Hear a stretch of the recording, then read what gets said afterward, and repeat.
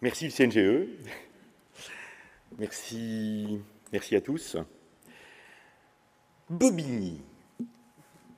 C'est où Bobigny? Vous savez où c'est Bobigny? Bobigny, c'est une petite fac de province, juste de l'autre côté du périphérique. C'est une fac dont peut-être certains d'entre vous se rappellent qu'elle a été, il y a plus de 30 ans, à l'origine de l'enseignement de la médecine générale, ou du moins du début d'un nouvel enseignement, d'une nouvelle pédagogie de médecine générale. Et puis après une phase d'éclipse, c'est grâce à l'énergie d'un certain nombre de personnes, la ténacité. Ici, Olivia, qui va avoir le plaisir de se présenter dans quelques instants, Yannick Ruel, mais aussi toute l'équipe, et également Rémi Gagnère, le directeur du laboratoire éducation et pratique de santé. Eh bien, nous avons innové à nouveau, et ça fait 6 ans que ce programme, ce n'est plus une expérimentation, ce programme est mis en route avec nos amis les patients enseignants. Et je voudrais d'abord tous les remercier ici et dire à quel point je suis fier, en tant que directeur d'un département, d'être au service d'une telle équipe.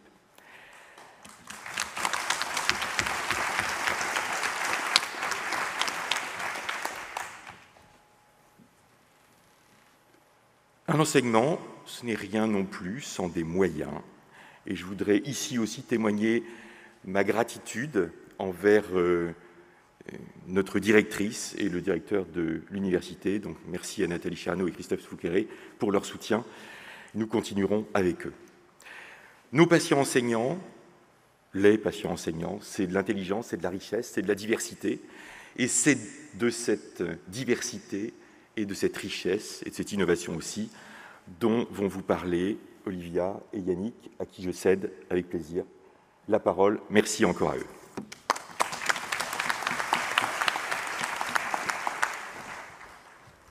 Donc en effet, on développe un programme de patients enseignants dans le département de médecine générale depuis 6 ans. Yannick Ruel présentera le programme que j'ai le plaisir de copiloter avec lui depuis le début. Ce programme, c'est 6 ans de collaboration, 6 ans de collaboration avec le laboratoire que je représente, le laboratoire éducation et pratique de santé. On a caractérisé l'apport des patients, on a évalué l'apport des patients, on a développé différents programmes qu'on a expérimentés, puis institutionnalisés. C'est aussi une collaboration entre aujourd'hui 35 patients enseignants et le département de médecine générale qui ont un statut, qui sont enseignants vacataires, qui sont devenus peu à peu des collègues comme les autres au sein de ce département, qui ont été aussi énormément source d'innovation pédagogique. Le programme qu'on a aujourd'hui, que Yannick va présenter, ne ressemble pas au programme d'il y a 6 ans. D'année en année, il y a des innovations. Et puis, d'année en année, j'ai vu les étudiants changer. J'ai vu les résistances initiales des étudiants, de quelques médecins enseignants. Et aujourd'hui, ils sont tous très fiers de ce programme. Il y en a même certains qui nous ont dit qu'ils ont choisi exprès Bobigny à cause de ce programme. Et là, c'est vraiment une énorme fierté pour nous. Je voudrais aussi dire que la pédagogie, c'est un art, la médecine, c'est un art, mais ça ne fait pas du tout de nous des artistes, mais on a un devoir moral à rester sur le qui-vive. Et le principal qui-vive, c'est de préparer les médecins de demain aux patients d'aujourd'hui. Et ça ne peut passer que par ce type de programme où des patients viennent justement participer à ce type d'enseignement.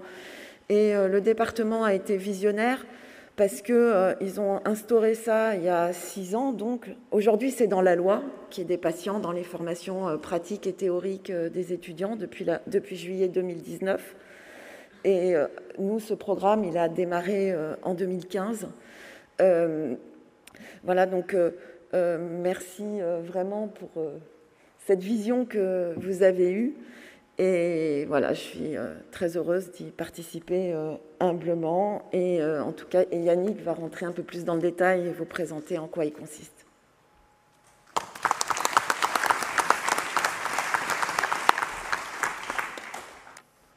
Bonjour à toutes et à tous.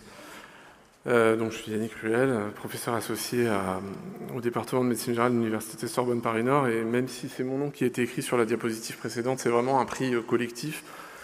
J'ai juste été la personne qui a appuyé sur le bouton pour soumettre l'article de soumission à ce prix. Il y a une personne qu'on n'a pas remerciée, comme certains d'entre vous la connaissent, je voulais quand même en parler, c'est Thomas Cartier, qui est la première personne à avoir mis en lien le LEPS, le laboratoire éducation et pratique de santé, et le département de médecine générale.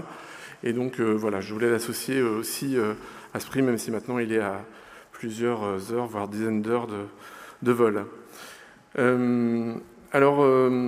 Effectivement, présenter en 10 minutes un travail de 6 ans, c'est difficile. Donc, comme la mode est au QR code, vous avez un petit QR code en haut de chaque diapositive qui vous permet, même en cas de difficulté technique, d'aller télécharger une présentation plus complète de ce qu'on fait.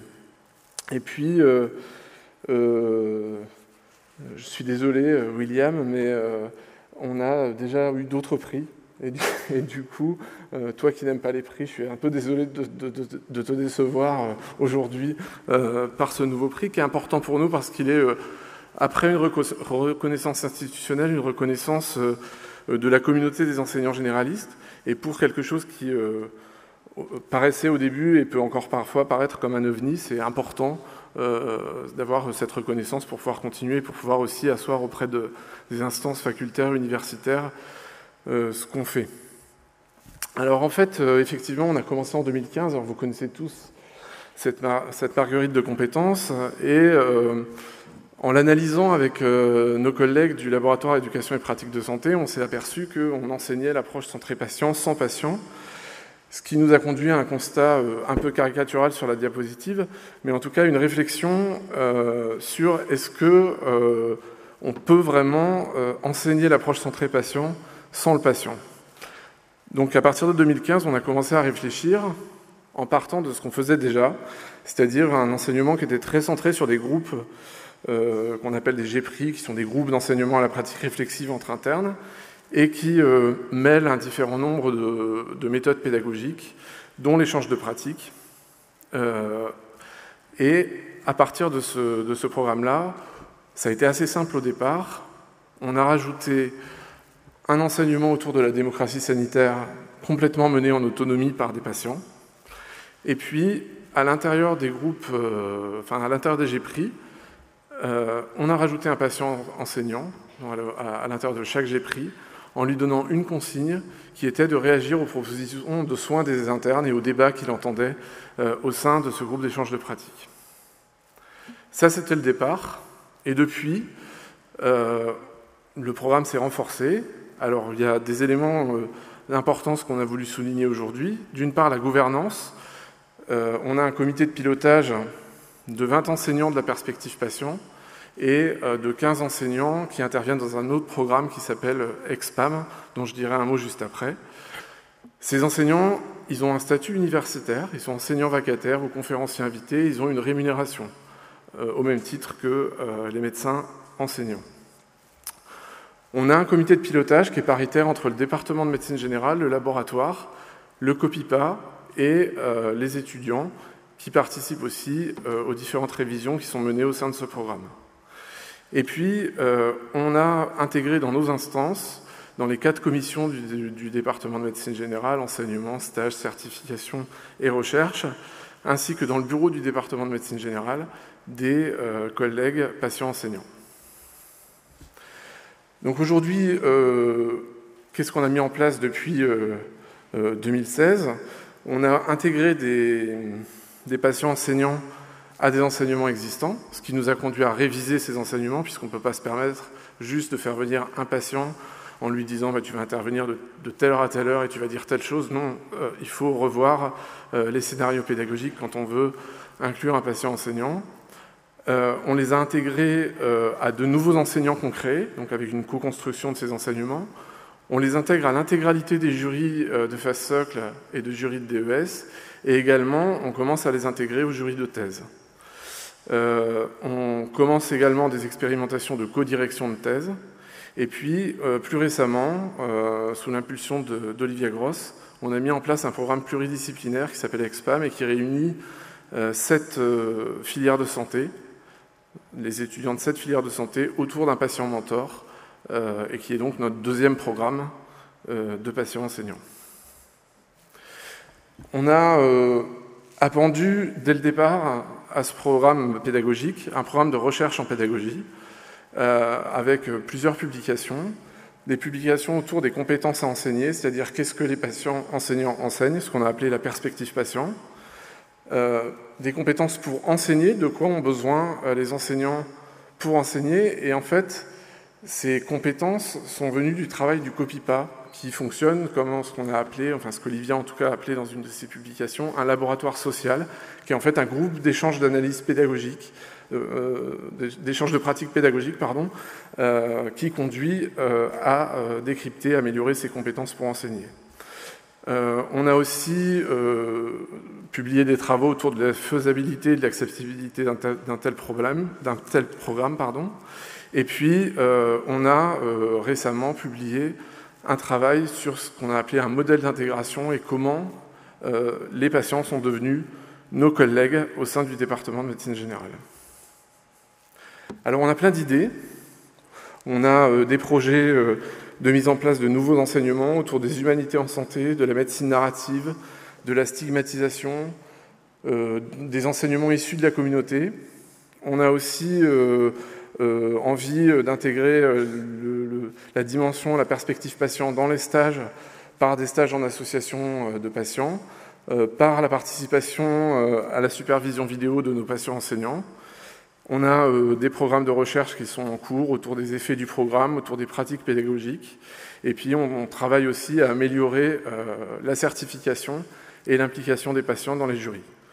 Tout ça, bien entendu, ça peut se faire qu'en ayant une réflexion et en prenant régulièrement du recul pour réfléchir au curriculum de nos étudiants, de nos internes, et assurer un alignement pédagogique, c'est-à-dire une cohérence entre ce qu'on enseigne et la manière dont on l'évalue. Alors, pour ceux qui seront intéressés, on avait pas mal de monde ce matin dans un atelier autour de cette thématique.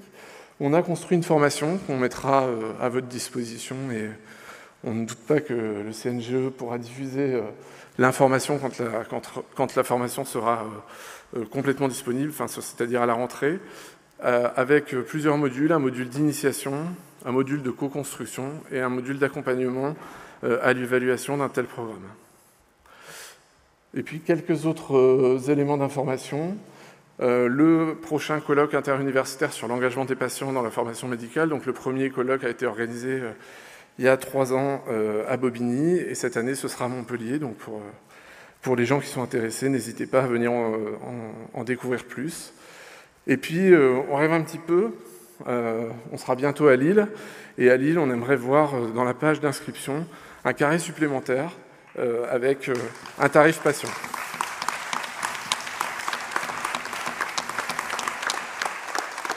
Merci pour votre attention.